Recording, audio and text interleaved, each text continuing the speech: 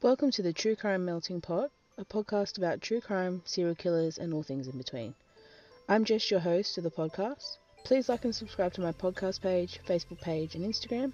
All links will be provided in the blurb below. Hello and welcome to episode 6. Hello to every week listeners, and to new people, welcome to this podcast about, like the intro said, true crime and all things in between. So this week we hit 300 downloads on my podcast and over 100 followers on my Instagram, so that was very exciting to hear that. I just appreciate all the continued support from everyone, and hoping to grow this podcast to something big one day and eventually make it onto the podcast charts, so that would be amazing. So please leave any suggestions on the Facebook page and Instagram of what you would like to hear me to do in a podcast. I love the interactions from you guys. And I do this to entertain not only me but my audience, and bring a new light to crimes that you may only know a tiny bit about, and also educating myself about them a little bit more. So thank you guys for your continued support, and hopefully let's get some more followers and more people interested in the podcast. So this week I announced the winner of the giveaway.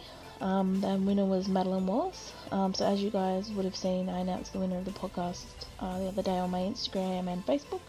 There was a picture of the name there, so big congratulations to Madeline. I'll be sending out the books this week.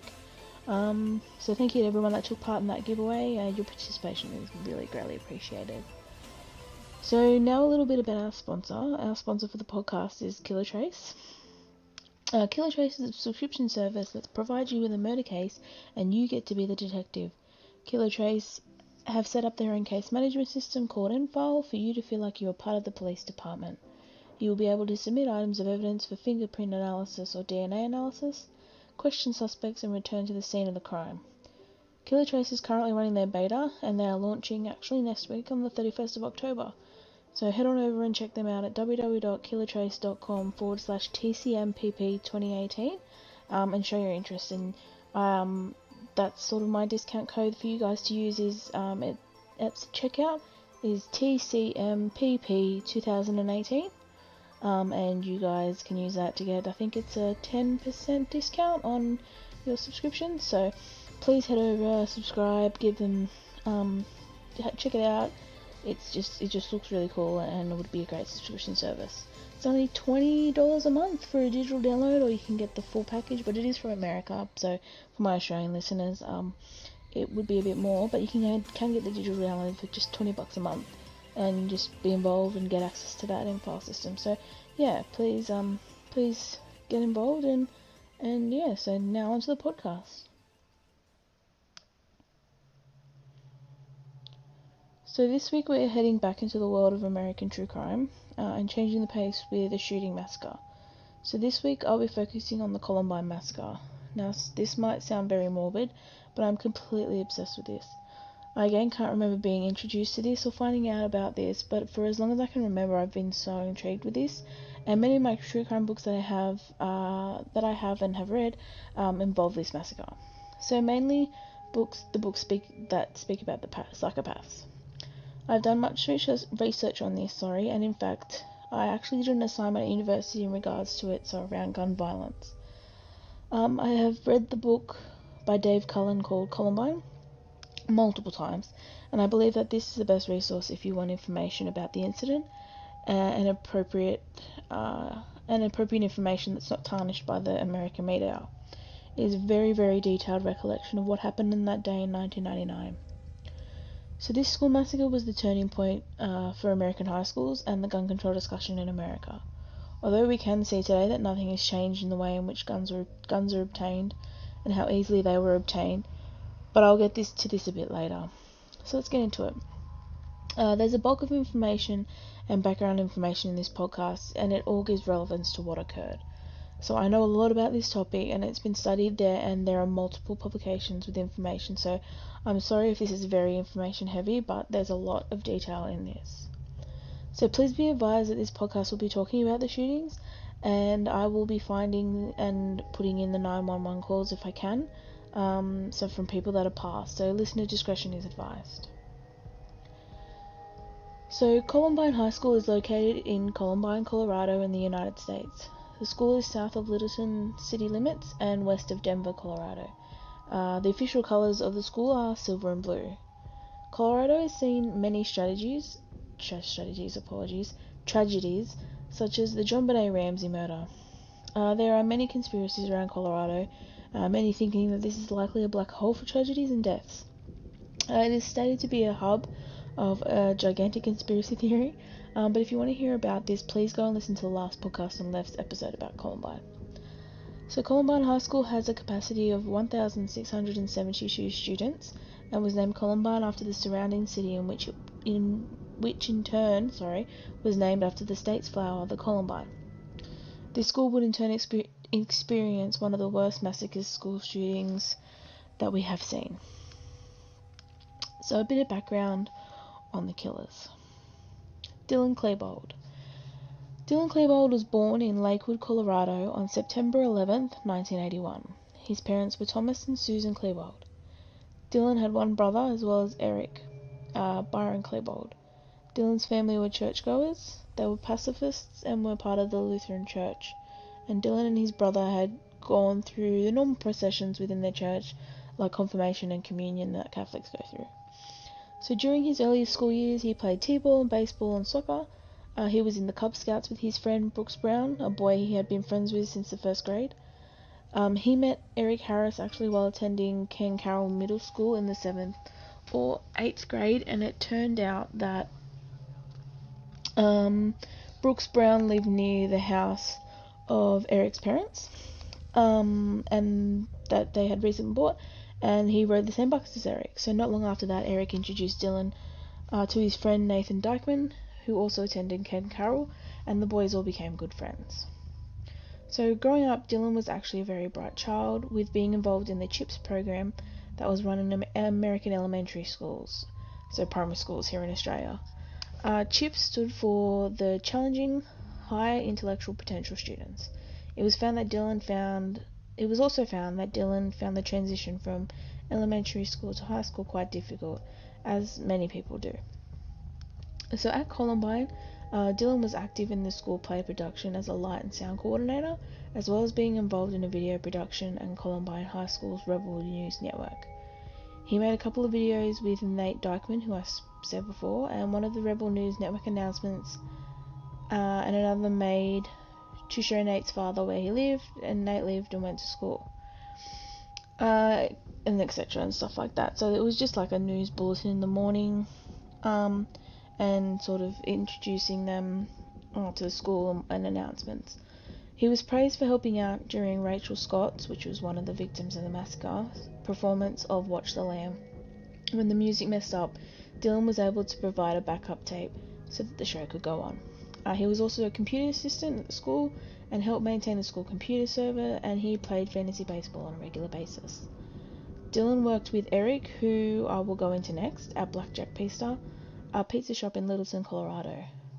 Dylan was described by many who knew him as to be a follower, and that Harris had a strong influence on him, particularly after 1998.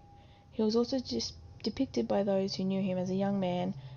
He lacked confidence in himself, painfully shy, some people said, but that he was not quick to anger.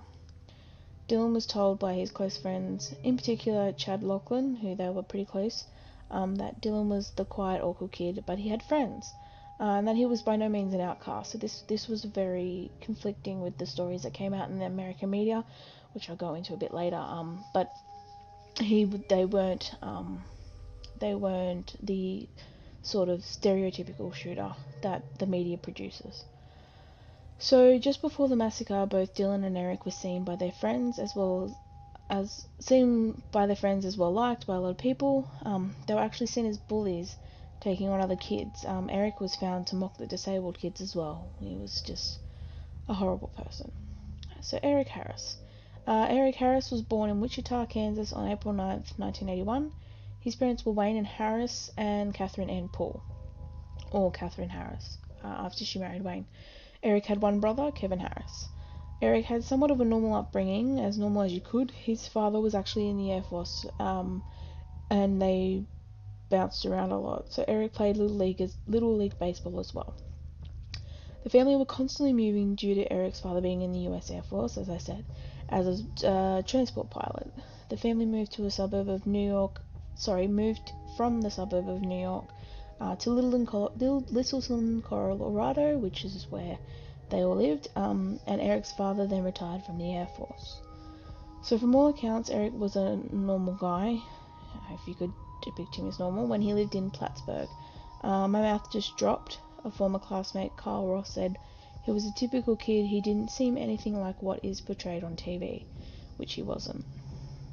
So both Eric and Dylan became best friends in 9th grade. Eric met Brooks Brown on the school bus. They rode together. Their houses weren't far apart. Dylan had been friends with Brooks since 1st grade, though they had fallen out of touch for a bit when the boys had attended different schools.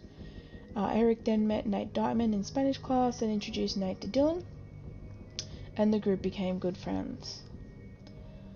So Dylan and Eric found they had the same interests and eventually began working together, as previously mentioned, at the pizza shop. Eric was highly trusted at this job and eventually promoted to a night manager. So preparation for the massacre. So the boys sort of had this pre-prep and planning for quite some time actually for the massacre, which I will get into now. So in the lead up to the massacre that occurred on the 20th of April 1999, both Eric and Dylan were found to have been preparing for quite some time. The investigations after the massacre showed this. Eric, more than Dylan, had more preparation for the massacre. I'll detail this a bit more soon. So you will see from the massacre and the information provided that Eric was really the leader in the choice of what occurred. Well, that's the theory, I believe. He had this hatred and pulled Dylan into his spiral. Dylan was actually easily swayed into doing things and succumbed to peer pressure quite easily, also due to being the quiet kid and having these strong emotions that he did. I strongly lean towards the theory that Dylan would be alive today if he did not go along with Eric. Eric was very persuasive in the way in which he talked and convinced people. Dylan was just another pawn in his game. So pre the massacre, Eric was heavily present online, which was a new thing back in 1999.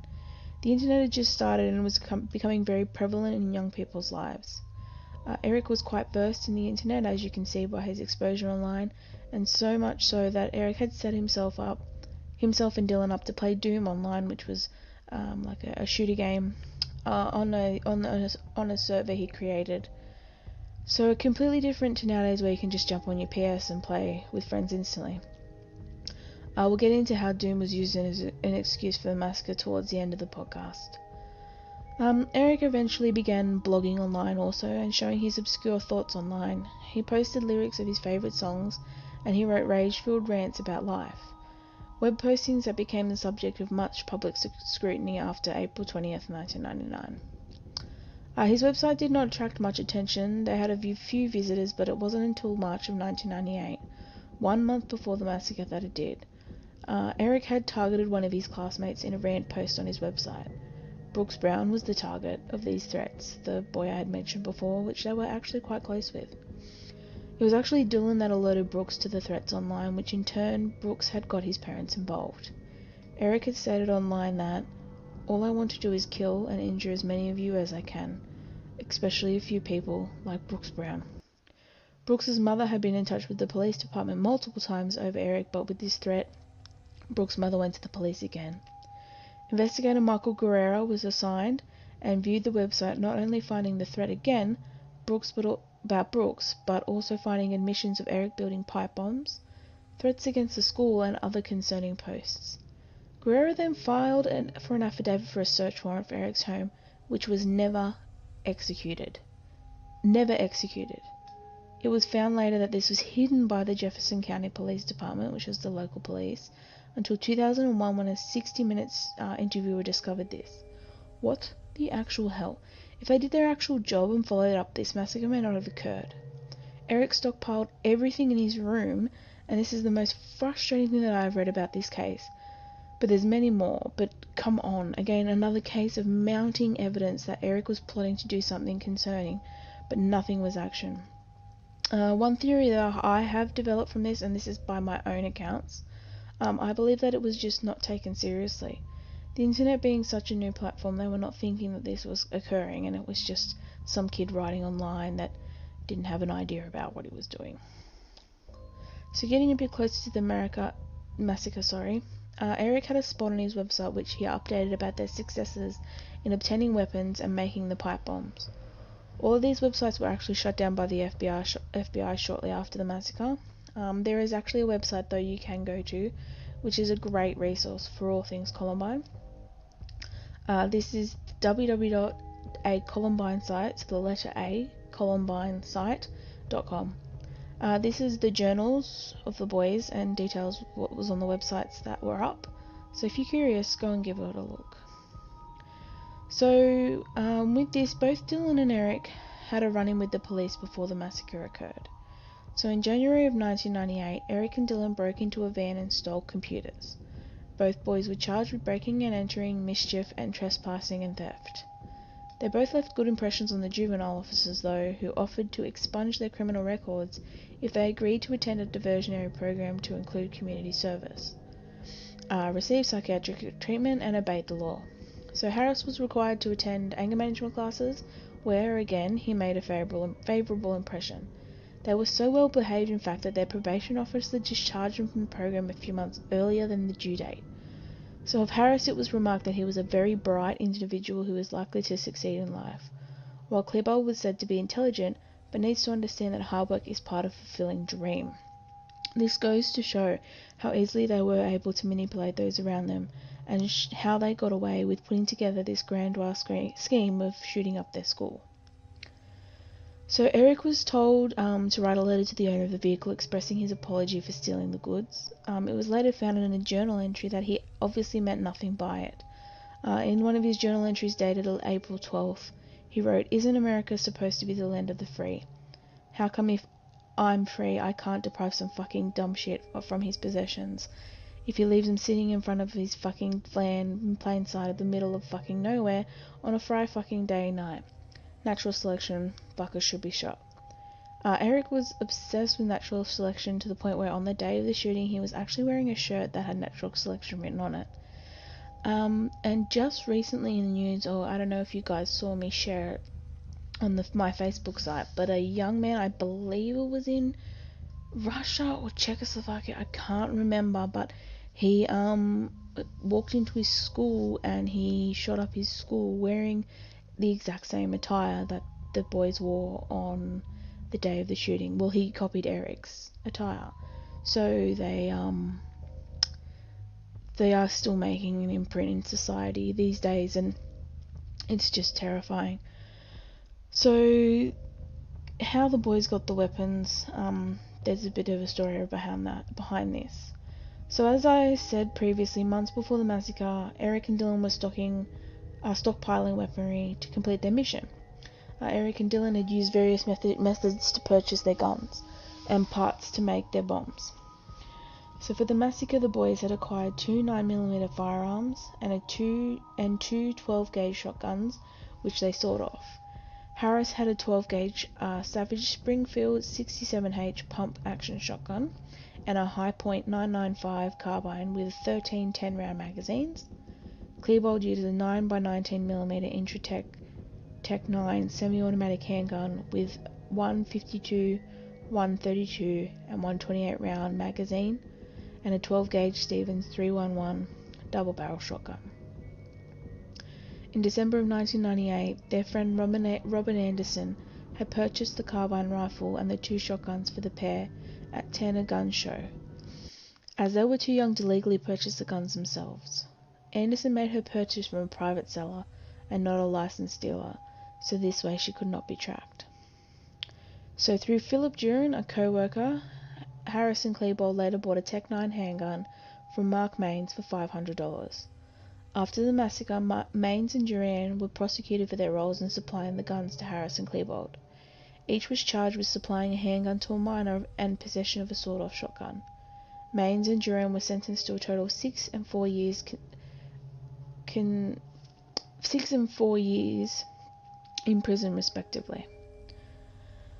Using instructions obtained by the internet though and the anarchist cookbook, they also constructed a total of 99 improvised explosive devices.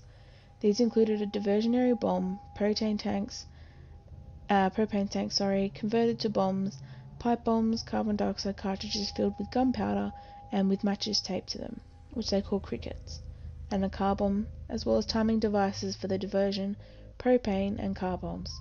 On the day of the massacre, match strikers were taped to their forearms to light the crickets. Though they never used them, they also each carried several knives. So there was also something called the basement tapes. Harris and Klebold also kept videotapes shot with the school video equipment that documented the explosives, ammunition and weapons they had obtained illegally, as well as their plans and reasons for the massacre. Most of these were shot in Harris's family basement and have become known as the basement tapes. So in these, the pair shot videos during target practice in nearby foothills known as Rampart Range. They revealed the way they hid their arsenals in their homes, as well as how they deceived their parents about their activities. Eric was heard to say in one of the tapes that because they were kids they could convince the adults of anything. He knew how to manipulate to get his way. On the day of the massacre, approximately 30 minutes before the attack, they made their final video saying goodbye and apologising to their friends and family. Aside from Rampart Range, none of these were made public and they have since been destroyed by court order, so I couldn't find them anywhere obviously. Only select victim families and journalists were ever allowed to see them, and the police have provided some transcripts. So the diaries. You can actually head over to www.columbinesite.com and read the boys' diaries. So both Dylan and Eric kept journals at the time of the killings and years before this. I won't go into detail about what was in the journals, but if you do want to see the pages from their journal and transcripts of the journals, head over to that website I said and read through them. I'll put the link in the blurb of the podcast as well for you guys to have a look. So Eric's diaries were full of hatred and his thoughts on natural selection. They also detailed their plans for the massacre and what they wanted to achieve from this. Eric was completely different in his journals, in my opinion the real Eric as opposed to the Eric that was displayed to please those adults around him. So the Eric that wrote in those journals was the real Eric. Dylan's journal is not as angry and rebellious as that of Eric's. Dylan entries span from 1997 to 1999 and tend towards depression, romantic prose and self-loathing. So it's clear from what he writes that he sees himself as a dangerous and undesirable individual, alone and an outcast. It's grim stuff to read, but it does shed a lot of light on what Dylan was thinking and going through in the years preceding to the shootings. You could see the blatant difference between Dylan and Eric with their writings. So the timeline of the massacre. So I'm going to go through the massacre step by step. I found a timeline online that is quite specific, so that is what I'll be running off. There are key people within the timeline that are spoken about, and the majority of victims are victims of the killer. So the morning of the massacre, setting up for Dylan and Eric. So the morning of the shooting, Dylan and Eric placed 2 backpacks filled with pipe bombs, aerosol canisters and a small propane bomb in a field about 4.8 kilometers south of Columbine High School and 3.2 kilometers south of the local fire station. Set to explode at 11:14 a.m., the bombs were intended as a diversion to draw firefighters and emergency personnel away from the school. Only the pipe bombs and one of the aerosol canisters detonated, causing a small fire, which was quickly extinguished by the fire department. Harris and Klebold placed duffel bags containing 2 9.1 kilo propane bombs in the cafeteria, set to explode at approximately 11:17 a.m. during the A-lunch shift, which they had done scouting on that you can see in the journals, and Eric actually wrote down the times and how many students approximately he thought were in there, so they were sort of prepping for the best time to attack or bomb the cafeteria. Security staff at Columbine did not observe the bombs being placed in the cafeteria, perhaps since a custodian was replacing the school security videos as it was happening. So the bags holding the bombs were first visible in the fresh security tape, but they were not identified as suspicious items. So at 11:10 a.m., Eric and Dylan arrived separately at Columbine High School. Harris parked his vehicle in the junior student parking lot by the south entrance, and Klebold parked in the adjoining senior student parking lot by the west entrance. The school cafeteria was their primary bomb target, with its long outside window wall and ground level doors was between their parking spots. Each car contained a car bomb timed to detonate at 12 p.m. So, a Jefferson County Sheriff Deputy, Neil Gardner, was assigned to the high school as a full-time uniformed and armed school resource officer. Gardner usually ate his lunch with the students in the cafeteria, but on April 20th he was eating lunch in his patrol car at the northwest corner of the campus, watching students in the smokers pit in Clement Park. As Harris pulled into the parking lot, he encountered classmate Brooke Brown, with whom he had recently patched up a long-standing series of disputes. Brown, who was in the parking lot smoking a cigarette, was surprised to see Harris, whom he had earlier noticed that had been absent from an important class test. Harris seemed unconcerned when reminded of this fact by Brown, commenting, "It doesn't matter anymore." Harris then elaborated, "Brooks, I like you now. Get out of here, go home." Brown, feeling uneasy and already prepared to skip his next class, walked away. How would you feel knowing you were warned by the killers to leave and get out of there? I wonder what Brooks is like now. I'm just curious. I haven't seen any interviews with him, so I'd like to see where he is now and what his feelings are, but I could expect he was feeling that guilt. So it reached the time that the bombs were meant to go off. They didn't go off, and luckily they didn't. Had these bombs exploded with full power, they could have killed and severely wounded all 488 students in the cafeteria and possibly collapsed the ceiling, dropping part of the library into the cafeteria. They were positioned outside so that when the bombs did go off, the students that weren't hurt and could come filing out of the cafeteria and they could pick them off as they came out, but the bombs didn't blow.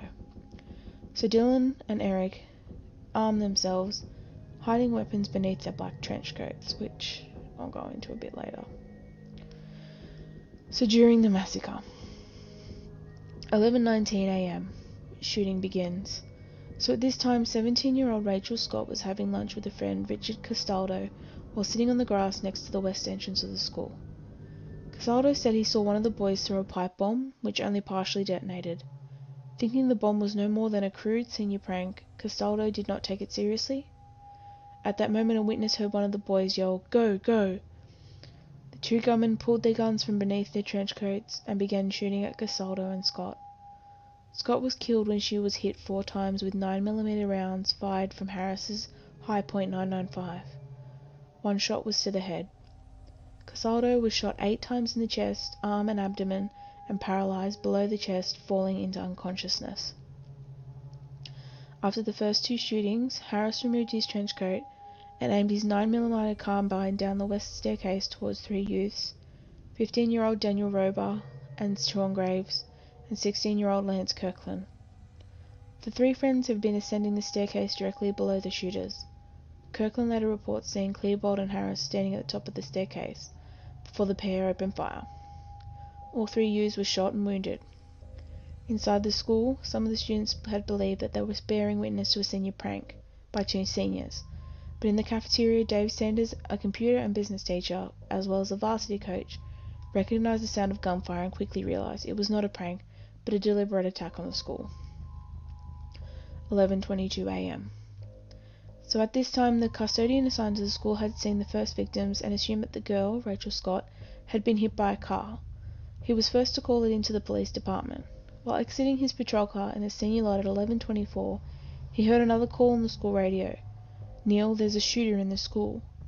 Eric must have heard this call over the radio, and at the west entrance he appeared, immediately turned and fired 10 shots from his carbine at Gardner, who was 60 yards away. As Harris reloaded his carbine, Gardner leaned over the top of his car and fired 4 shots at Harris from his service pistol. Harris ducked back behind the building, and Gardner momentarily believed that he had hit him. Harris then re-emerged and fired at least 4 more rounds at Gardner, which missed and struck 2 parked cars, before he retreated into the building. Eric did. No one was hit during the exchange of gunfire. Gardner was not wearing his prescription glasses as well, and he was unable to hit the shooters. So the call was made out over the radios to have assistance at the local high school. Deputy Paul Smoker, a motorcycle patrolman for the Jefferson County Sheriff's Office, was writing a ticket north of the school when the female down call came in at 11:23, most likely referring to the already dead Rachel Scott. So taking the shortest route, he drove his motorcycle over the grass between the athletic fields and headed towards the west entrance. When he saw Deputy Scott Taborski following him in a patrol car, he abandoned his motorcycle for the safety of the car. The two deputies had begun to rescue two wounded students near the baseball fields when another gunfight broke out at 11:26. Harris returned to the double doors and again began shooting at the deputies, who returned fire. From the hilltop, Deputy Smoker fired 3 rounds from his pistol at Harris, who again retreated to the building. As before, no one was hit. Whilst this was all happening, teacher Dave Sanders had successfully evacuated students from the cafeteria, where some of them went up a staircase leading to the second floor of the school. The stairs were located around the corner from the library hallway in the main south hallway. By now, Eric and Klebold were inside the main hallway. Sanders and another student were down the end of this hallway, still trying to secure as much of the school as they could. As they ran, they encountered Eric and Klebold, who were approaching from the corner of the hallway. Sanders and the student turned and ran in the opposite direction. Harris and Klebold shot at them both, while Harris hitting Sanders twice in the chest but missing the student. The latter ran into the science classroom and warned everyone to hide. Klebold walked over towards Sanders, who had collapsed, to look for the student, but returned to Harris up the north of the hallway. Sanders struggled towards the science area, and a teacher took him into a classroom where 30 students were located. They placed a sign on the window, "One bleeding to death," in order to alert the police and medical personnel of Sanders' location. Due to his knowledge of first aid, student Aaron Hansey was brought into the classroom from another by a teacher, despite the unfolding commotion. With the assistance of a fellow student named Kevin Starkey and teacher Teresa Miller, Hansey administered first aid to Sanders for 3 hours, attempting to stem the blood loss using his shirt from the student in the room. So using a phone in the room, Miller and several students maintained contact with the police outside the school, and all the students in this room were evacuated safely. So 11:29 to 11:36 a.m. This time is highly known due to the fact that this was where the most known event of the massacre occurred. This was also where a 911 call was made from the library at this time, which a recording has been released. I will be playing this recording after I explain what occurred in the library. This is also where the most people were killed. As the shooting unfolded, Patty Nelson talked on the phone with emergency services, telling her story and urging students to take cover beneath desks. According to transcripts, her call was received by a 911 operator at 11:25:05 a.m.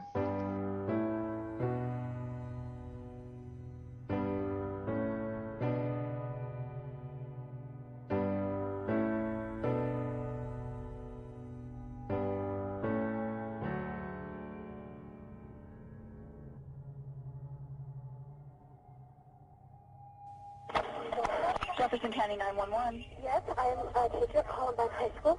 There is a student here with a gun. He has shot out a window. I believe one student shot. I've been Columbine High School. I don't know what's in my shoulder. If it was just some last bead through it. Okay, has anybody been injured, ma'am? Yes. Okay. Yes. And the school is in a panic. And I'm in the library. I've got students down under the table, kids. Heads under the table.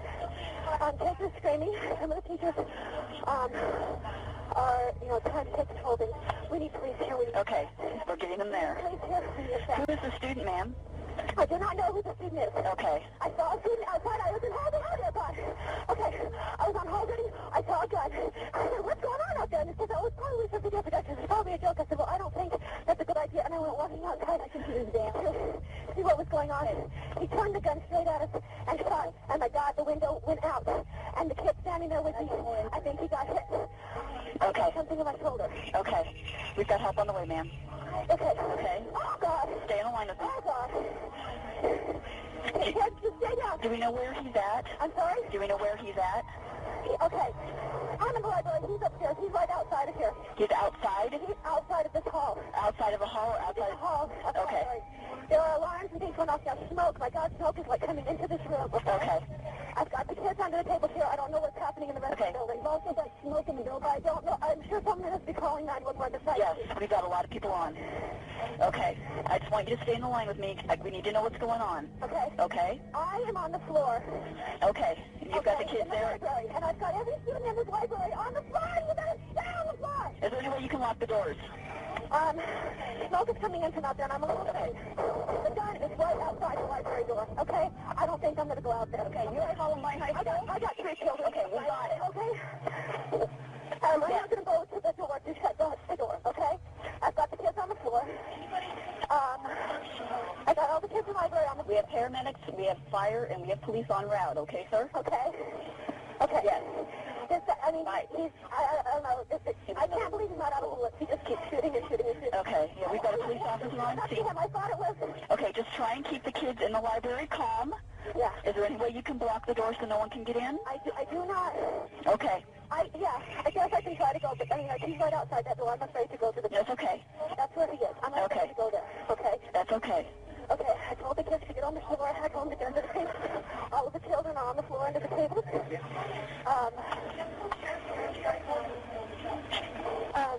Yeah, they're all under the tables. Okay. And as long as we can just try and keep... No one's saying a word. Okay, as long as we can keep everyone there as calm as we can. I hear some yelling out there going on right now. Yeah, we've got alarms going off now as well. Yeah, there's alarms. This room is filled with smoke. Okay. Okay. Keep everyone low to the floor. Yeah. Yeah. Everyone's up. Okay. Everyone stay on the floor. Stay on the floor. Stay under the table. Okay. I don't know. Okay, I know, just... I don't know. I didn't... I said, what is that kid got? He was outside at the time. And I was on call duty. Oh, God. And he was trying, he was like, woo, woo, woo. I know. Things are being shut off. I do not know who the student was. I don't even think I saw him. He was wearing black. He didn't look very large. Male student. He was out there shooting. It looked like he was climbing out and shooting. And somebody, I said, what is that? Mm-hmm. I said, what's going on? He said, it's a wiretap gun. It's probably for video production. You know, they do these video Right. And the kids, I said, well, that's not, you know, a play gun, a real gun. I was going out there to say no. Mm-hmm. And I went, well, oh my God, that was really close. That just, that was... Okay.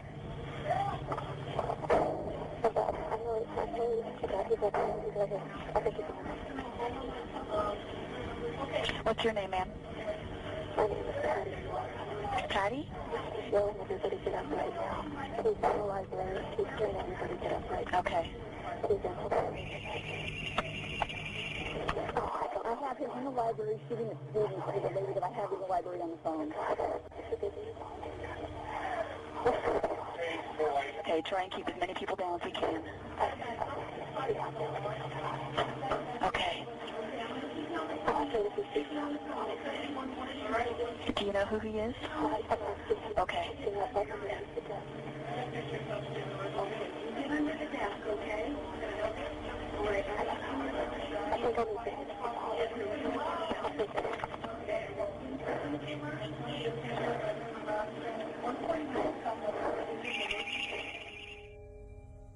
The time between the call being answered and the shooters entering the library was 4 minutes and 10 seconds. Before entering, the shooters threw 2 bombs into the cafeteria, both of which exploded. They then threw another bomb into the library hallway. It exploded and damaged several lockers. At 11:29 a.m., Harris and Klebold entered the library, where a total of 52 students, 2 teachers and 2 librarians had concealed themselves. Harris is heard to yell, "Get up," so loudly that he can be heard on the 911 call. Staff and students hiding in the library exterior rooms later said they also heard the gunman say, "All jocks stand up, we'll get the guys in the white hats." Wearing a white baseball cap at Columbine was a tradition among sports team members, typically the jocks. When no one stood up in response, Harris said, "Fine, I'll start shooting anyway." He fired his shotgun twice at a desk. A student named Evan Todd had been standing when the shooters entered the library and had just begun hiding. Todd was hit by wood splinters in the eye and lower back but was not seriously injured. Todd then hid behind the administrative counter. The shooters walked to the opposite side of the library, which took them between rows of computers. Disabled student Kyle Velasquez, 16, was sitting at the north row of computers. Police later said he had not hidden underneath the desk when Klebold and Harris had first entered the library, but had curled up under the computer table. Klebold shot and killed Velasquez, hitting him in the head and the back. Klebold and Harris put down their ammunition-filled duffel bags at the south row of computers and reloaded their weapons. They walked back towards the windows on the opposite side of the library, facing out the outside staircase. Noticing the police evacuating students outside the school, Harris said, "Let's go kill some cops," and he and Klebold began to shoot out the windows in the direction of the police. Officers again returned fire, and Harris and Klebold retreated from the windows. No one was injured from this. After firing through the windows and evacuating students and police, Klebold fired his shotgun at a nearby table, injuring 3 students, Patrick Ireland, Daniel Stapleton, and Mackay Hall. He removed his trench coat. As Klebold fired at the 3, Harris grabbed his shotgun and walked towards the lower row of computer desks, firing a single shot under the first desk from a short distance away, while down on one knee. He hit 14-year-old Stephen Kernow with a mortal wound to the neck. Harris then walked closer and shot under the adjacent computer desk without looking, injuring 17-year-old Casey Ruseger with a shot which passed completely through her right shoulder and hand, also grazing her neck and severing a major artery. When she started gasping in pain, Harris was heard tersely to say, "Quit your bitching." As you can see and hear, that they were just ruthless in the way in which they were choosing their victims. Harris walked over to a table across from the lower computer row, slapped the surface twice, and knelt saying "Peekaboo" to a 17-year-old Cassie Bernal, before shooting her once in the head, killing her instantly. Harris had been holding the shotgun with one hand at this point, and the weapon hit his face in a recoil, breaking his nose. Some initial reports suggest that Harris asked Bernal, "Do you believe in God?" to which she replied yes, before getting killed. 3 students who witnessed Bernal's death, including Emily Wyant, who had been hiding beneath the table with her, have testified that Bernal did not exchange words with Harris after his initial taunt. Wyant stated that Bernal had been praying prior to her murder. This was also a point of contention when findings came out about Columbine. This was a part of the churches taking advantage of the situation, but I'll get into that later. After fatally shooting Bernal, Harris turned towards the next table where Brie Pasquale sat next to the table rather than under it. Harris asked Pasquale if she wanted to die, and she responded with a plea for her life. Witnesses later reported that Harris seemed disorientated, possibly from the heavy bleeding wound to his nose. As Harris taunted Pasquale, Klebold noted Ireland trying to provide aid to Hall, who had suffered a wound to his knee. As Ireland tried to help Hall, his head rose above the table. Klebold shot him a second time, hitting him twice in the head and once in the foot. Ireland was knocked unconscious, but he survived. Klebold then walked towards another set of tables where he discovered 18-year-old Isaiah Scholes, 16-year-old Matthew Kitcher, and 16-year-old Craig Scott, the younger brother of Rachel Scott, hiding under one of the tables. All 3 were popular athletes. Klebold tried to pull Scholes out from under the table. He called to Harris, referring to him by his online identity, shouting, "Reb, there's a N-word over here." Harris left Pasquale and joined him. According to witnesses, Klebold and Harris taunted Scholes for a few seconds, making derogatory racial comments. Harris knelt down and shot Scholes once in the chest at close range, killing him instantly. Klebold also knelt down and opened fire, and hitting and killing Ketcher.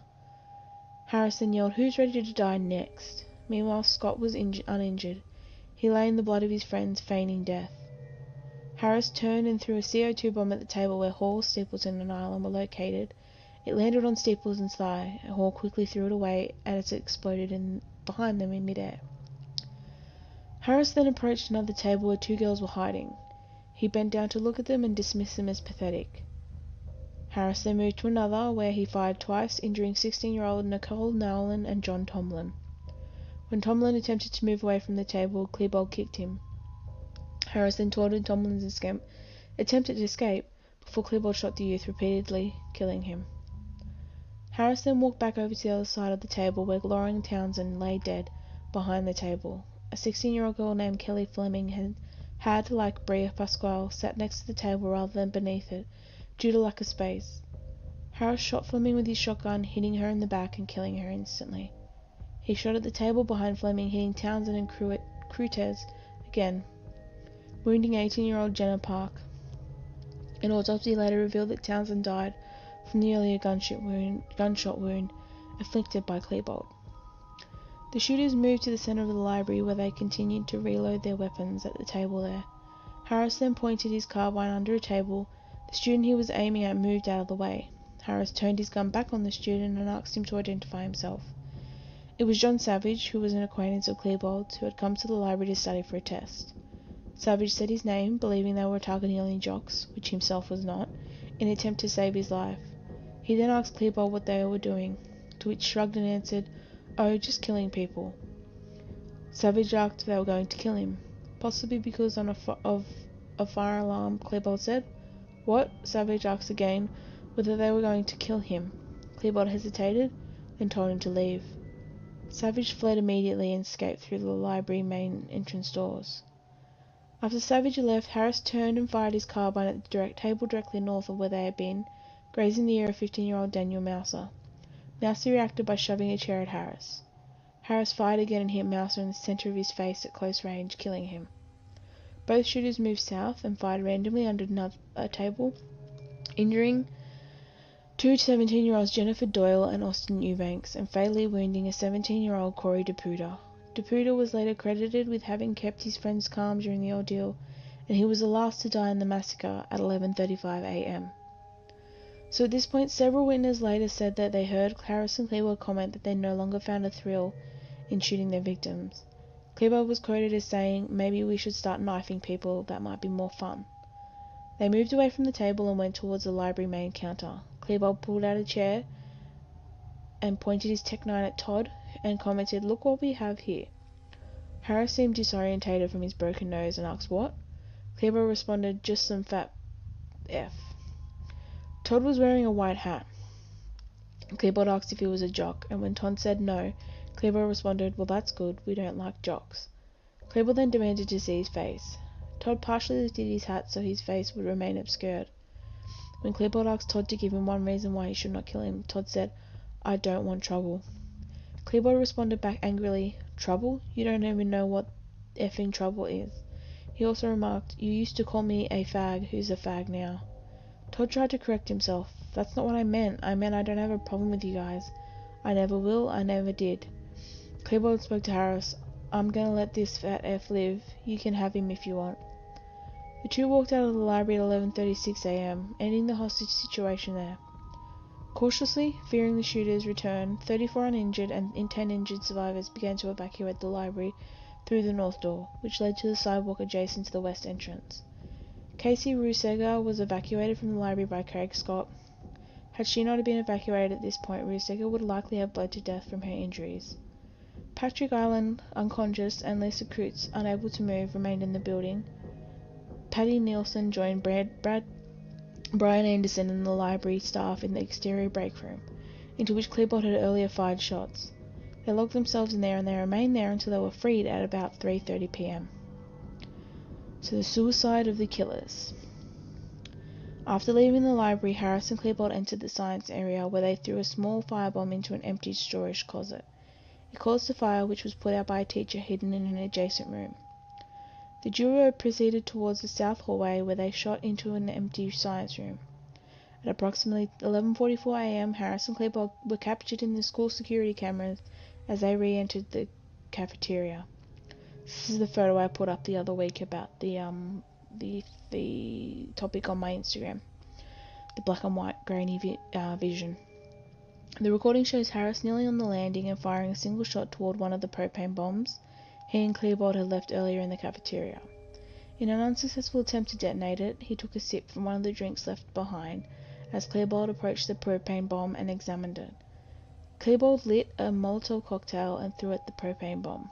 As the two left the cafeteria, the Molotov cocktail exploded, partially detonating one of the propane bombs at 11:46 a.m. 2 minutes later, approximately 1 gallon of fuel ignited in the same vicinity, causing a fire that was extinguished by the sprinklers. After leaving the cafeteria, the duo returned to the main north and south hallways of the school, shooting aimlessly. Harris and Klebold walked through the south hallway into the main office before returning to the north hallway. On several occasions, the pair looked through a window of the classroom doors, making eye contact with students hidden inside, but neither Harris nor Klebold tried to enter any of the rooms. They even reloaded their firearms close by the room that Dave Sanders was in. After leaving the main office, Harris and Klebold walked towards a bathroom where they taunted students inside, making such comments as, "We know you're in there," and "Let's kill anyone we find in there." Neither attempted to enter the bathrooms. At 11:55, the two returned to the cafeteria, where they briefly entered the school kitchen. They returned up the staircase to the south hallway at 11:58 a.m. Harris and Klebold re-entered the library, presumably to watch the car bombs detonated, which had been set to explode at noon, but they failed. The library was empty of surviving students except for the unconscious Patrick Island and the injured Lisa Kreutz. Once inside, at 12:02 p.m., they shot through the west windows at the police, who returned fire. Again, nobody was injured in this exchange. By approximately 12:08 p.m., both Harris and Klebold had committed suicide. Harris sat down with his back to a bookshelf and fired his shotgun through the roof of his mouth. Klebold went down on his knees and shot himself in the temple with his Tech-9. So Patrick Island's escape. Patrick Island had regained and lost consciousness several times after being shot by Klebold. He actually crawled to the library windows, where at 2:38 p.m. he stretched out the window, intending to fall into the arms of two SWAT team members standing on the roof of an emergency vehicle. But instead of falling directly onto the vehicle's roof in a pool of blood, he actually fell into the vehicle's roof in a pool of blood, They were later criticised for allowing him to drop more than 7 feet to the ground while doing nothing to try and ensure he could be lowered to the ground safely. You can see the footage of his escape on YouTube. It's a pretty hectic situation, so at the time, the police and SWAT teams did not know that the killers were actually dead in the library, and neither did Patrick, as he lost majority of control of his body, and his sight was skewed due to where he was shot. So little did the police and SWAT know that the killers were only dead a few meters away in the library. The recount in Dave Cullen's book is way better than my above explanation, and it's too long and detailed for me to put here, but I would highly recommend reading this book. So the massacre ends. So by noon, SWAT teams were stationed outside the school, and ambulances started taking the wounded to local hospitals. Meanwhile, families of the students had began to congregate outside the school, and also at a nearby elementary school to await information. A call for additional ammunition for police officers in case of a shootout came at 12:20 p.m. The killers had ceased shooting just minutes earlier. Authorities reported pipe bombs by 1 p.m. and 2 SWAT teams entered the school at 1:09 p.m. Moving from classroom to classroom, discovering hidden students and faculty. All students and teachers and school employees were taken away, questioned and offered medical care in small holding areas before being bused to meet with their family members at the elementary schools. By 3 p.m, Dave Sanders had died of his injuries before SWAT officers could take him to get medical care. He was the only teacher to die in the shooting. Officials had found his body in the library by 3:30 p.m. By 4 p.m, the sheriff made an initial estimate of 25 dead students and teachers. The estimate was 10 over the true count, but close to the total count of wounded students. He said that the police were searching the bodies of Harris and Klebold. At 4:30 p.m, the school was declared safe, and at 5:30 p.m, additional officers were called in, as more explosives were found in the parking lot and on the roof. By 6:15, officials had found a bomb in Klebold's car in the parking lot. The sheriff decided to mark the entire school as a crime scene. 13 of the dead, including the shooters, were still inside the school at the time. At 10:40 p.m, a member of the bomb squad who was attempting to dispose of an undetonated pipe bomb accidentally lit a striking match attached to the bomb by brushing it against the wall of the ordnance disposal trailer.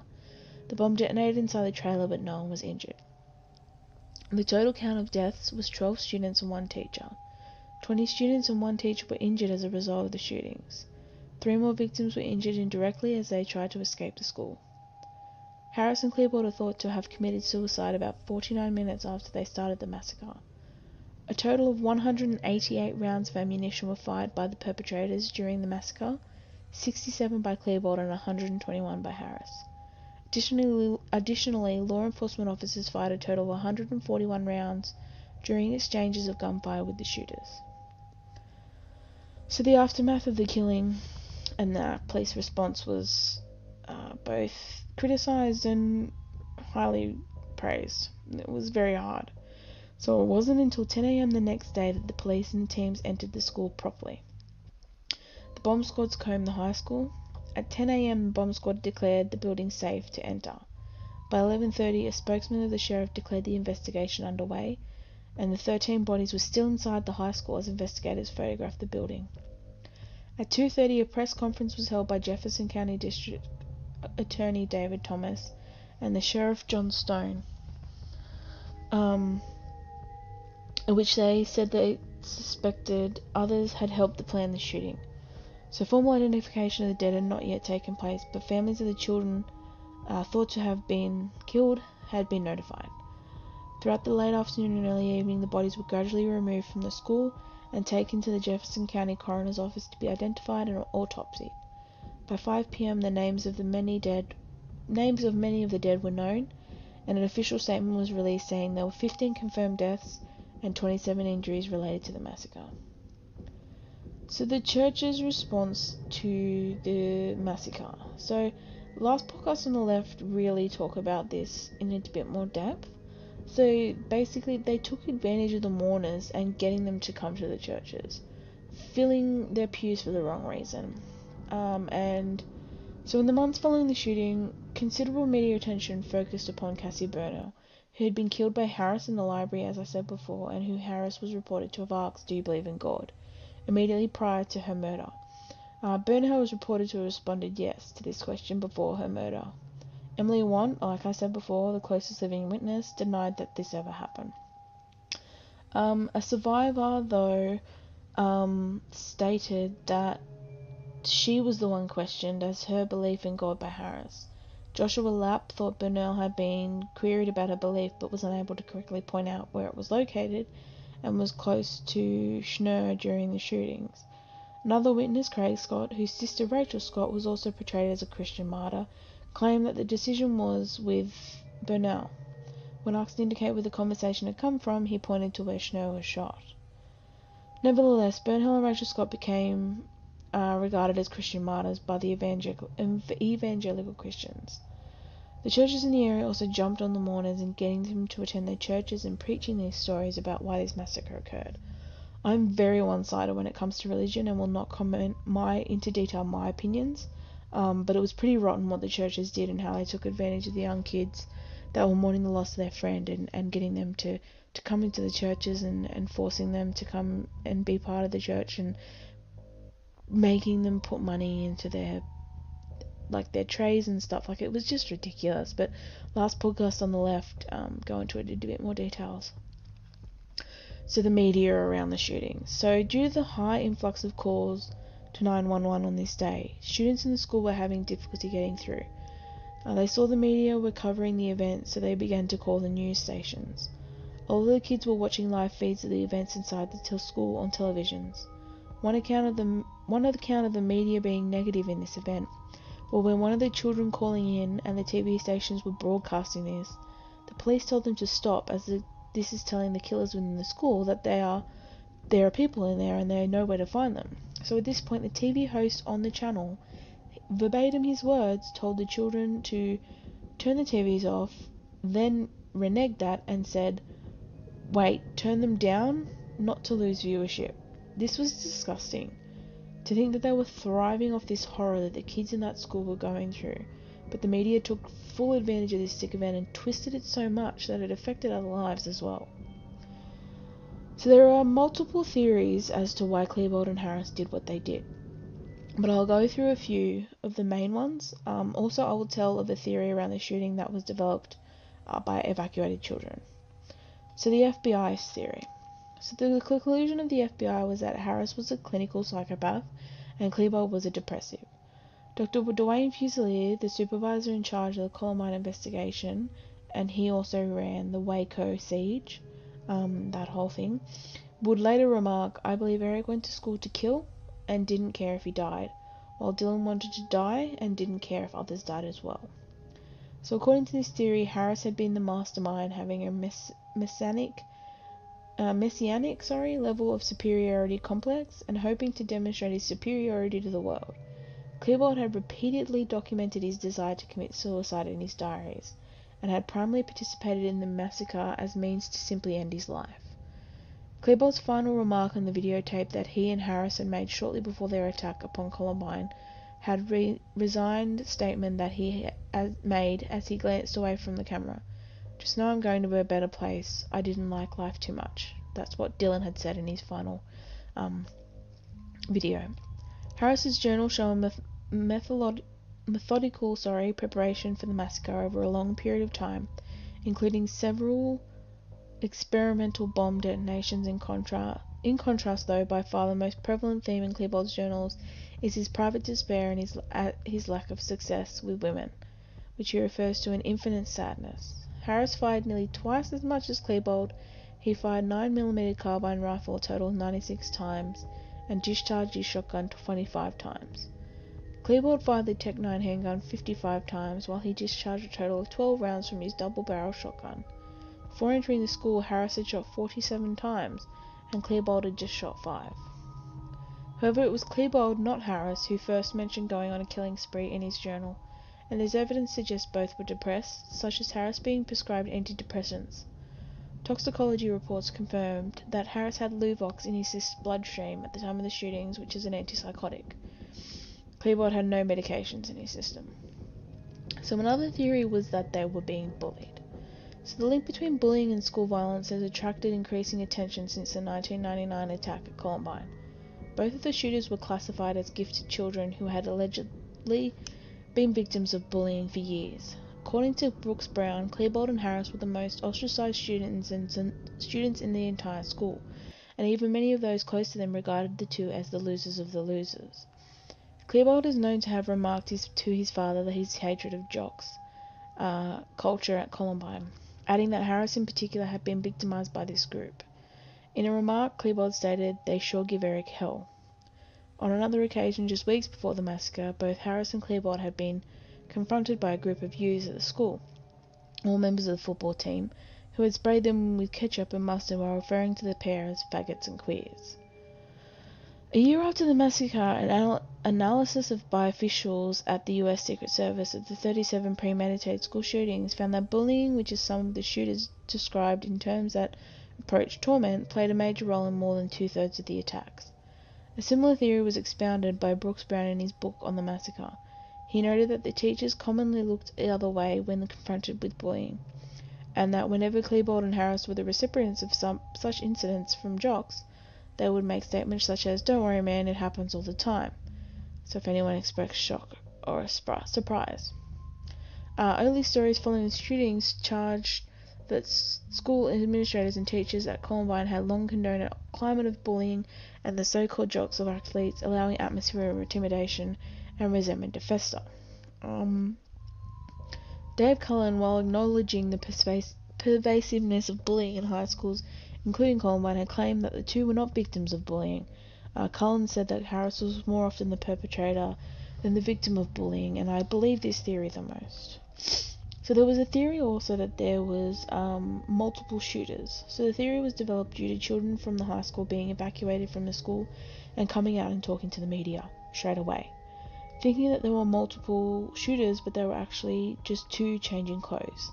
In the last podcast on the left, they told of kids that were coming out of the school that could not even remember the name of their class teacher, let alone what the shooters looked like. Another out of the school, he was just focusing on the ponytail whilst he was running out of the school and the girl in front of him, and that was so ingrained in him that in his mind he believed that this is what they looked like. So kids were in a panic as it was, and they were just saying what they believed. So the media had a really bad effect on this crime. They also had a theory that the music was to blame. So blame for the shooting was directed at a number of metal or dark music bands such as KMFDM and Rammstein. The majority of the blame, though, was directed at Marilyn Manson and his eponymous band. So after being linked by news outlets and pundits with sensationalized headlines such as "Killers worship rock freak Manson" and "Devil worshipping maniac told kids to kill," many came to believe that Manson's music and imagery were indeed Harris and Klebold's sole motivation, despite later reports that the two were actually not fans of this music. So in the immediate aftermath, the band cancelled the remaining North American dates of their Rock is Dead tour out of respect for the victims, while steadfastly maintaining that music, movies, or books or video games were not to blame. This was Manson's response. The media has unfairly scapegoated the music industry and so-called goth kids, and has speculated with no basis in truth that artists like myself are in some way to blame. This tragedy was a product of ignorance, hatred, and an access to guns. I hope the media's irresponsible finger-pointing doesn't create more discrimination against kids who look different. So on May 1st, 1999, Manson expanded his rebuttal to the accusations leveled at him, and his band in the Rolling Stones magazine piece, Columbine, Whose Fault Is It? He criticised the ensuing hysteria, moral panic, and criticised the news media for their irresponsible coverage. He chastised America's habit of hanging blame on scapegoats to escape responsibility. Columbine's and America's fixation on culture of guns and blame and celebrity by death was further explored in the group's 2000 album, Hollywood. In 2002, Manson appeared in the Michael Moore documentary Bowling for Columbine. His appearance was filmed during the band's first show in Denver since the shooting. When Moore asked Manson what would he have said to the students, Dylan and Klebold, I wouldn't say a single word to them. I would listen to what they have to say, and that's what no one did. Yeah. Video games. So both Harris and Klebold were fans of video games such as Doom, Wolfenstein 3D, Duke Nukem, Quake, and Postal. In Postal, the main character says, I regret nothing, before shooting himself in the mouth, rather like what Harris did. Parents of the victims filed several unsuccessful lawsuits against video games to blame them for the shooting. So, as many of you know me, I game. I play the PlayStation, I play these shooter games, so this stuff makes me really annoyed. I understand the violence in these games is at times quite harsh, but really think about it before you go and blame the video games as a generalization. I've played games such like COD and GTA which involve extreme violence. I've not gone and shot up a school. It's all factors into the environment in which they've grown up and the people that they are. Both these boys were very easily influenced and saw things that were not in reality in their reality. One was a narcissist who believed in natural selection, and another was a depressed youth who needed someone when he didn't have anyone, and unfortunately Harris became that someone. You can take video games away, but people are still going to do this stuffed up stuff. People are still going to have access to guns, because banning video games will not do anything. Just like America banned the Kinder Surprise. Complete idiots. It's hard these days to control what your children are looking at and doing online or playing on their consoles, but it isn't going to make your child violent if you do not let it happen. I could do a whole podcast on this and how infuriating this is for me, but that's my spiel on the video games. So with this shooting came changes to policy and procedures around schools and local governments and the way in which they react to these types of crimes. So, following the Columbine shooting, schools across the United States instituted new security measures such as see-through backpacks, metal detectors, school uniforms, and security guards.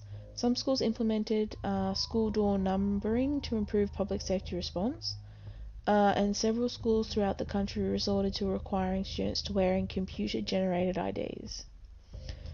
So changes to police response. At the same time, the police departments reassessed their tactics and now train for Columbine-like situations after criticism over the slow response and progress of the SWAT teams during the shooting. Police tactics following Columbine came with the introduction of the immediate action rapid deployment tactic, used in situations with an active shooter. Police followed the traditional tactic at Columbine, surround the building, set up a perimeter, and contain the damage. That approach had been replaced by a tactic that takes into account the presence of an active shooter whose interest is to kill, not to take hostages. This tactic calls for a 4-person team to advance onto the side of any ongoing shooting, optimally a diamond-shaped wedge, but even with just a single officer, if more are not available. Police officers using this tactic are trained to move toward the sound of gunfire and neutralize the shooter as quickly as possible. Their goal is to stop the shooter at all costs. They are to walk past wounded victims, as the aim is to prevent the shooter from killing or wounding more. Dave Cullen, the author of the book I previously spoke about, said, "The active protocol has proved successful at numerous shootings during the past decade, At Virginia Tech alone, it probably saved dozens of lives. There was also the introduction of anti-bullying policies. In response to expressed concerns over the causes of Columbine High School massacre and other school shootings, some schools renewed existing anti-bullying policies, in addition to adopting zero-tolerance approach to possession of weapons and threatening behaviour by students. Despite the Columbine incident, several social science experts feel the zero-tolerance approach adopted in schools has been implemented too harsh, and unintended consequences creating other problems. And they just need to change their gun laws. Like, come on. This is ridiculous. Is this not... It was just not Columbine, but there's been how many since? Like, there was the Adam Lanza, I believe it was, in Sandy Hook. Like, it's just so many. So, the influence they had for other shootings. In a self-made video recording posted by Sung Hu Cho to the news media immediately prior to his committing the Virginia Tech shootings, Cho referred to the Columbine Massacre in an apparent reference to his motivation for his own acts. In the recording, he also referred to Harris and Klebold as being martyrs. Charles Andrew Williams, the Santana High School shooter, reportedly told his friends that he was going to pull a Columbine, though none of them took him seriously. Many foiled school shooting plots mentioned Columbine and their desire to outdo Harris and Klebold.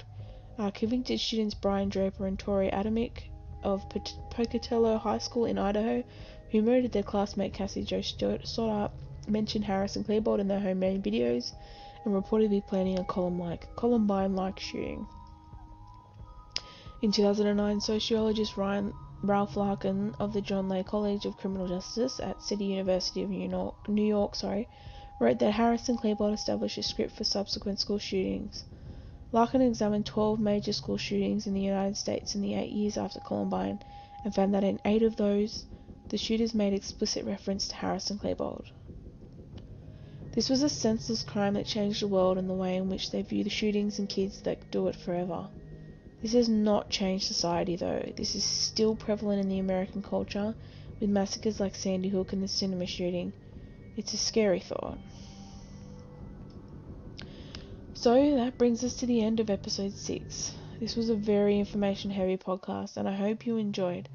I wanted to get to you most of the information that I could. Do something happy after this, maybe have a laugh. I know that this stuff can sometimes be very heavy.